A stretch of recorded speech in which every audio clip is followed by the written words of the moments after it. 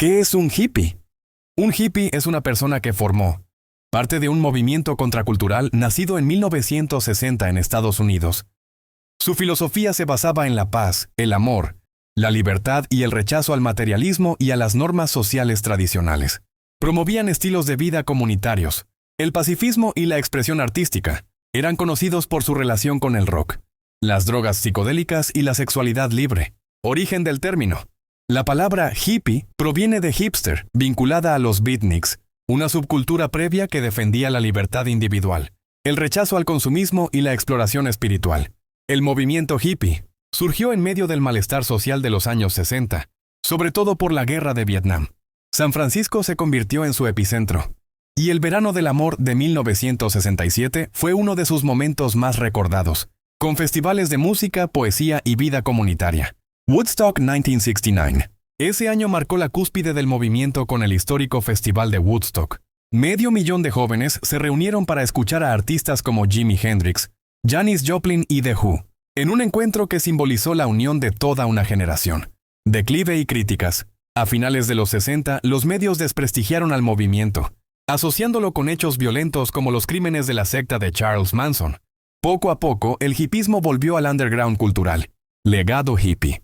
Su impacto fue enorme, cuestionó la moral conservadora, el sueño americano y la Guerra Fría. Además, inspiró al feminismo, al ecologismo, a la revolución sexual y a la espiritualidad New Age, dejando también una huella imborrable en la música y en la cultura juvenil de todo el mundo. Hippies en Colombia y Festival Ancón, en los años 60 y 70, mientras el mundo lidiaba con los fantasmas de la Segunda Guerra y la Guerra de Vietnam. Una generación de jóvenes dijo no a la violencia y sí a la paz y la libertad. Colombia, recién salida de la violencia y atravesada por la Guerra Fría, no fue la excepción.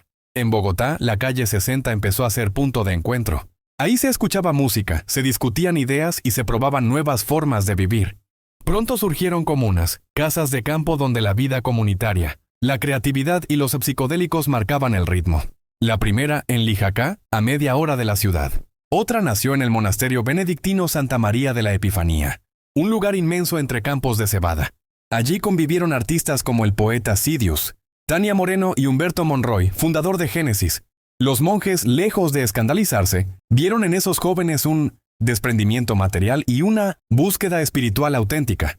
El sueño terminó cuando un episodio de desnudez pública encendió la presión de los vecinos y la comunidad tuvo que irse. Mientras tanto, en la calle 60 con Séptima, el Parque de los Hippies se volvió símbolo. Era más grande que hoy, tenía monumentos, juegos y una plazoleta central. Allí sonaban los primeros vinilos de rock and roll y se gestaron las primeras bandas nacionales. También se hizo visible el consumo de marihuana, lo que chocó con sectores conservadores y con parte del clero, todavía convencido de que el rock era del diablo. La estética rompía esquemas, pelo largo, nada de traje, códigos nuevos. La policía respondió con redadas y golpes, como en otros países donde el movimiento contracultural desafiaba el orden establecido. ¿Qué quedó de todo eso? Un legado cultural profundo. Los hippies mezclaron músicas colombianas con sonidos extranjeros y abrieron la puerta a nuevas escenas.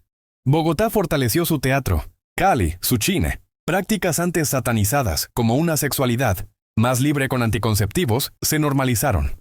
Sobre todo, quedó la idea de que la contracultura también transforma, no solo la política, también la vida diarias. Hoy el Parque de los Hippies mantiene esa memoria.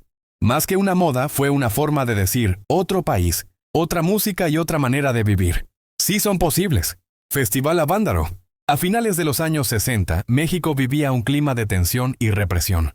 El gobierno de Gustavo Díaz Ordaz negaba espacios a la juventud, rechazando conciertos como el de The Beatles y, más tarde, reprimiendo brutalmente el movimiento estudiantil de 1968. Unos años después, en 1971, la masacre del Jueves de Corpus volvió a marcar a toda una generación.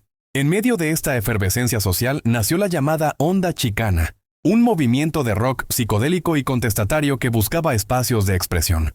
Fue en ese contexto que, casi por casualidad, se organizó el Festival de Rock y Ruedas de Avándaro en Valle de Bravo, el 11 y 12 de septiembre de 1971. Lo que empezó como una carrera de autos terminó siendo el Woodstock mexicano. Más de 150,000 jóvenes se reunieron para escuchar a bandas como Peace and Love, Tinta Blanca, Three Souls in My Mind y muchas más. Hubo fallas técnicas, drogas, amor libre y un ambiente de libertad nunca antes visto en el país. El festival se convirtió en un símbolo. Por primera vez, la juventud mexicana vivió una experiencia masiva de contracultura y unión. Sin embargo, tras el evento, el gobierno lanzó una dura campaña para desprestigiar al rock.